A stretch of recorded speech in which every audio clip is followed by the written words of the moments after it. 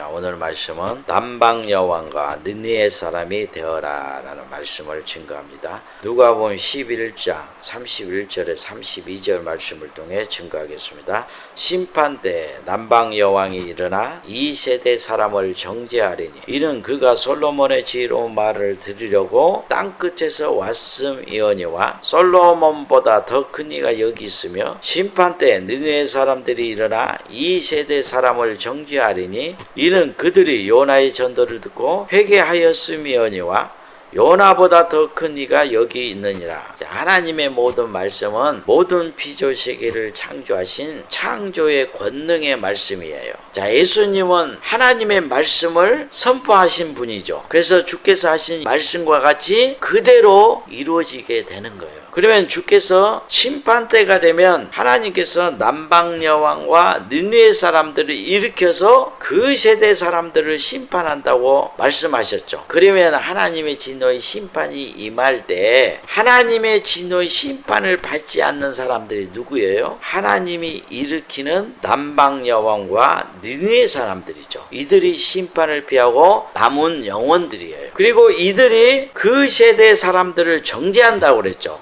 그러면 하나님께 정죄함을 받는다는 것은 하나님의 진노의 심판을 받는다는 뜻이잖아요. 그러면 우리가 살고 있는 이 세대가 하나님의 진노의 심판이 임하는 때라면 하나님이 일으키는 남방 여왕과 느니의 사람이 되지 않으면 다 정죄함을 받아서 심판을 받게 되죠. 그래서 오늘 제가 증거하는 말씀이 너무너무 중요한 말씀이에요. 그러면 우리가 살고 있는 이 세대가 하나님의 진노의 심판이 임하는 때라는 것을 무엇으로 알 수 있을까요? 그것은 주께서 보낸 선지자가 지금 본문의 말씀을 증거하게 되면 심판 때라는 거예요. 왜 그럴까요? 심판 때 이렇게 될 것이라는 그 말씀을 가지고 심판하는 거예요. 주께서 심판하러 다시 오실 때 주여 주여 하는 자마다 다 천국에 들어가는 것이 아니라 하나님의 뜻대로 행하는 자라야 들어간다고 그랬죠. 그러면 심판 때 주께서 두 중인 두 선지자에게 심판의 말씀으로 강림하시죠. 그러면 두 중인 두 선지자가 주께서 심판 때 이렇게 하실 것이라는 그 말씀을 증거할 때 주께서 다시 오신 거예요. 본문의 말씀도 마찬가지예요. 심판 때가 되면 하나님께서 남방 여왕과 느니의 사람들을 일으켜서 그 세대 사람들을 정죄한다고 그랬잖아요. 그러면은 주께서 심판하시기 위해서 다시 오시면 지금 심판 때에 이렇게 될 것이라는 이 말씀을 다시 증거하는 거예요. 그래서 하나님께서는 하나님이 행하실 일을 그 선지자에게 보이지 않고는 결코 행하시지 않는다고 말씀하신 거예요. 아모스 3장 7절에 주 여호와께서는 자기의 비밀을 그 종 선지자들에게 보이지 아니하시고는 결코 행하심이 없으시리라. 하나님께서는 율법 시대의 밤중에 이스라엘 나라에 육체를 가지고 오셨죠. 왜 오신 거예요? 그 당시에 이스라엘 백성들이 하나님의 말씀을 떠나 불법을 행하면서 마귀를 하나님으로 경배하고 있었잖아요. 그래서 예수님이 하나님의 아들로 하나님의 선지자로 오신 거예요. 그래서 예수님께서 솔로몬보다 그리고 요나보다 더 큰 이가 여기 있느니라 이렇게 말씀하신 거예요. 그래서 그 당시에 하나님께서 남방 여왕과 느니의 사람들을 일으켰죠. 그들이 누구예요? 솔로몬보다 더 크니 요나보다 더 크신 예수님께 나와서 말씀을 듣고 회개하는 자들이잖아요. 그래서 남방 여왕 이야기를 하신 거예요. 남방 여왕이 솔로몬의 그 지혜의 말씀을 듣기 위해서 땅끝에서 금은보화를 가지고 와서 솔로몬의 그 지혜를 듣고 그 지혜를 찬양하잖아요. 그리고 자기가 가지고 온 그 금은보화를 선물로 주고 떠난 거예요. 왜 남방 여왕이 솔로몬의 지혜를 듣고 그 많은 금은보화를 솔로몬에게 주고 떠났을까요? 남방 여왕이 금은보화보다 하나님의 지혜를 더 사모하고 사랑했다는 것을 증거하는 거예요. 그래서 우리가 하나님의 말씀을 듣고 은혜를 받잖아요. 그러면 성령께서 헌금을 하게 하는 거예요. 그래서 헌금은 은혜를 받는 자가 하는 거예요. 헌금을 했다는 것은 뭡니까? 그 사람이 하나님의 말씀을 듣고 은혜를 받았다는 증거예요. 그래서 성경에 보면 다 은혜를 받은 자가 하나님께 헌금하는 내용을 기록한 거예요. 하나님의 종들, 이 추수꾼들은 온 교회에 미움을 받잖아요. 그러니까 먹을 것 입을 것이 없어요. 그러면 하나님의 일을 하기 위해서는 하나님께서 감동한 자를 통해서 그 선지자를 먹이고 입히게 하는 거예요. 그래서 엘리야 시대 때 엘리야가 굶주리게 되죠. 그러니까 하나님께서 사르밧 가부에게 가라고 한 거예요. 왜냐하면 하나님께서 그 가부의 마음에 선지자를 섬길 수 있는 그 마음을 감동했다는 거예요. 그러니까 사르밧 고을에 가니까 어느 가부가 마지막 남은 그 가루와 기름으로 빵을 만들어서 그걸 먹고 죽으려고 했죠. 그런데 엘리야가 그 가부에게 그 빵을 만들어서 먼저 나를 대접하라는 거예요. 사르밧 가부가 엘리야의 그 말에 순종하죠. 그러니까 기근이 다 지나갈 때까지 사르밧 가부의 그 통에 기름과 그 가루가 계속 공급된 거예요. 그러니까 기근을 당하지 않고 살아남게 된 거예요. 왜 하나님께서 심판 때 남방 여왕을 일으킨다고 했을까요? 은혜 시대에 정말 이 심판 때가 되면 온 교회가 돈을 사랑하게 돼요. 그리고 세상의 영광과 그리고 자기 목숨을 하나님의 말씀보다 더 사모하고 사랑하게 돼요. 그러니까 다 세상을 바라보게 돼요. 남방 여왕을 일으킨다는 의미는 뭐예요? 정말 남방 여왕이 다시 살아난다는 뜻이 아니잖아요. 남방 여왕이 솔로몬에게 임한 하나님의 지혜를 사모하고 사랑했기 때문에 그 많은 금은보화를 가지고 와서 그 지혜를 듣고 지혜를 찬양하면서 그것을 솔로몬에게 주고 떠났다는 거예요.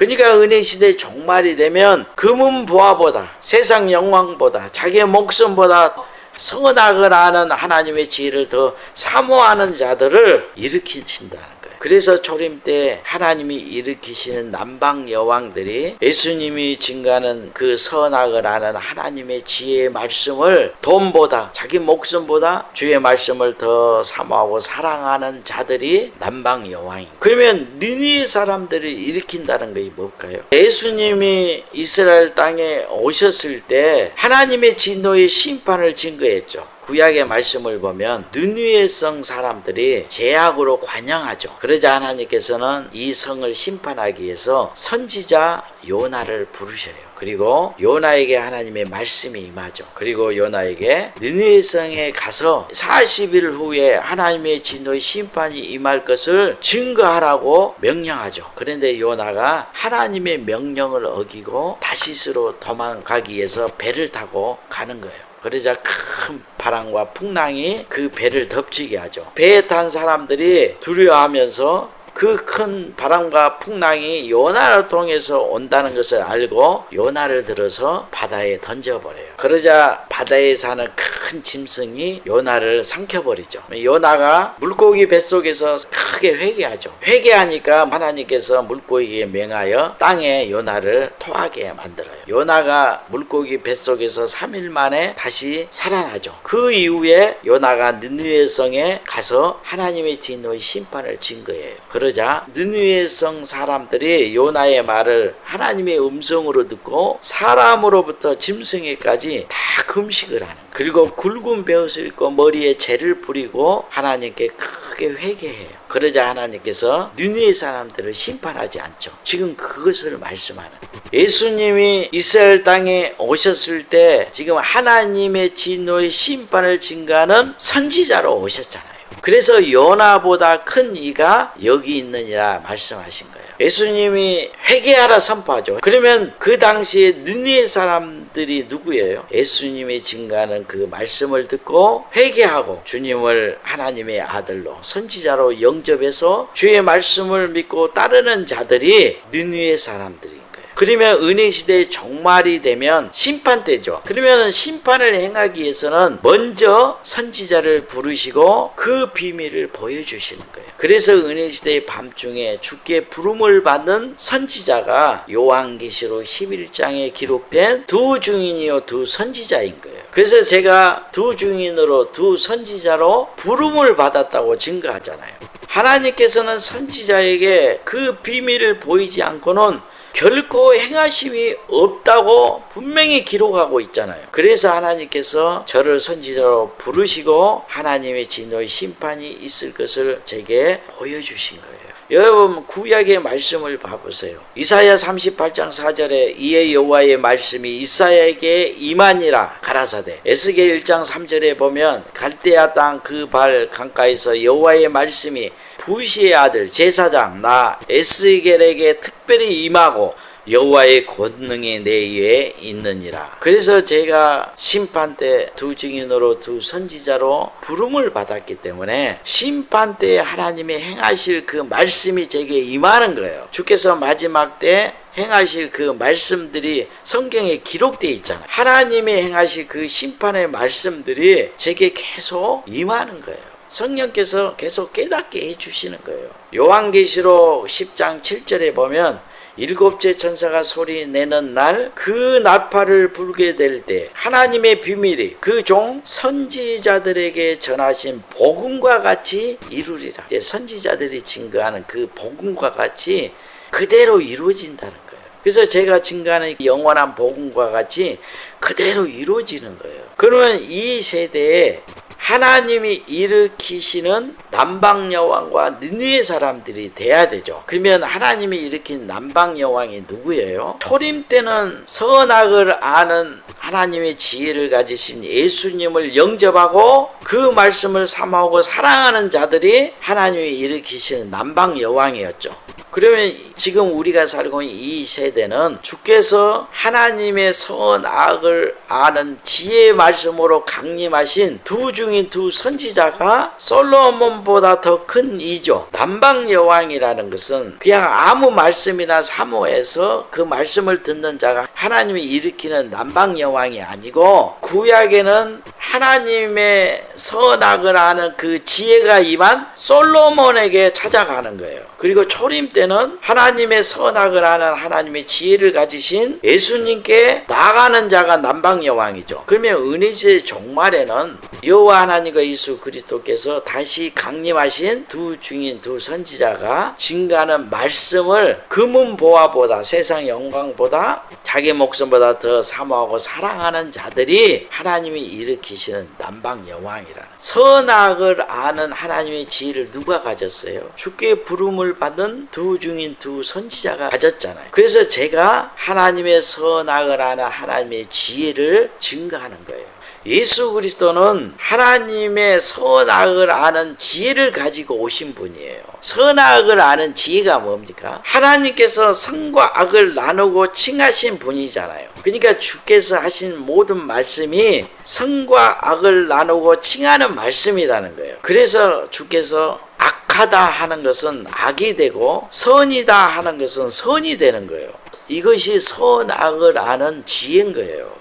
선악을 아는 지혜를 가져야 심판할 수가 있잖아요. 그래서 솔로몬이 무엇이든지 구하면 응답하신다는 하나님의 말씀에 하나님의 많은 그 백성들을 지혜롭게 재판하기 위해서 선악을 아는 지혜를 구했던 거예요. 선악을 알아야 지혜롭게 재판할 수가 있죠. 공의로운 재판을 하는 거예요. 그래서 선악을 아는 지혜를 갖자마자 가장 먼저 두 여자를 재판하는 내용이 기록되어 있잖아요. 여러분 은혜 시대 종말이 된 이유가 뭡니까? 선을 악하다 하고 악을 선이다 하고 여기니까 밤이 된 거잖아요. 그래서 은혜 시대 종말이 되면 흑암을 광명으로 닫고 광명을 흑암으로 삼는 자들이 화가 있다고 기록한 거예요. 이사야 5장 20절에 악을 선하다 하며 선을 악하다 하며 흑암으로 광명을 삼으며 광명으로 흑암을 삼며 쓴 것으로 단 것을 삼으며 단 것으로 쓴 것을 삼는 그들은 화 있을진저. 여러분, 선악을 아는 지혜가 뭡니까? 악을 악으로 여기고 선을 선으로 여기는 지혜잖아요. 그러니까 은혜시대 밤중에 이 선악을 아는 하나님의 지혜를 갖지 않으면 다 적그리도 거짓선지자의 미혹을 받아서 심판을 받는 거예요.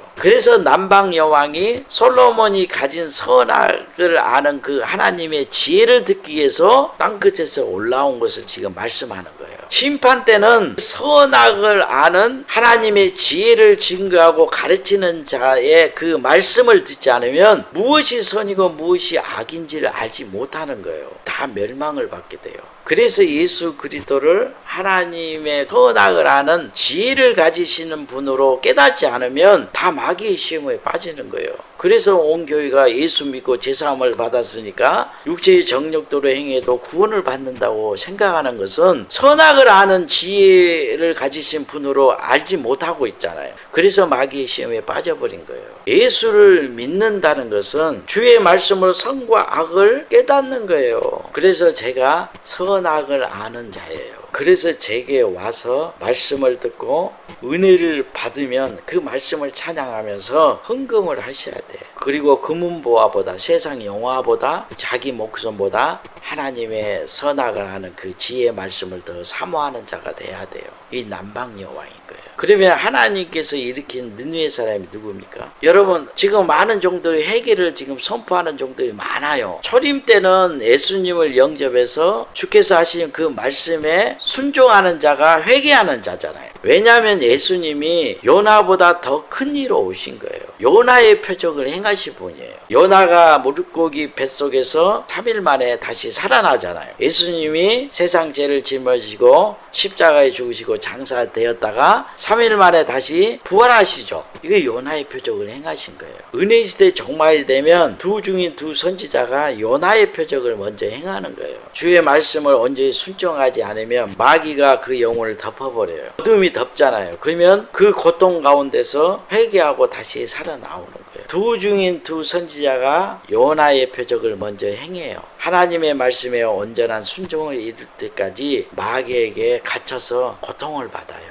연단을 받는 거예요. 그리고 온전한 순종을 이루어서 하나님의 말씀을 증거하는 거예요. 그래서 요나의 표적이 무엇인가를 제가 아는 거예요. 제가 다음에 요나의 표적을 자세히 증거하겠습니다. 그래서 지금 하나님이 일으키시는 느느웨 사람은 지금 제가 증거하는 말씀을 듣고 회개하는 자들이에요. 아무 말씀을 듣고 회개하는 것이 아니고 제가 증거하는 말씀의 저울에 부족하면 회개해야 되는 거예요. 저를 두 중에 두 선지자로 영접하고 제가 증거하는 말씀에 회개하는 자들이 하나님이 일으키시는 느느웨 사람들이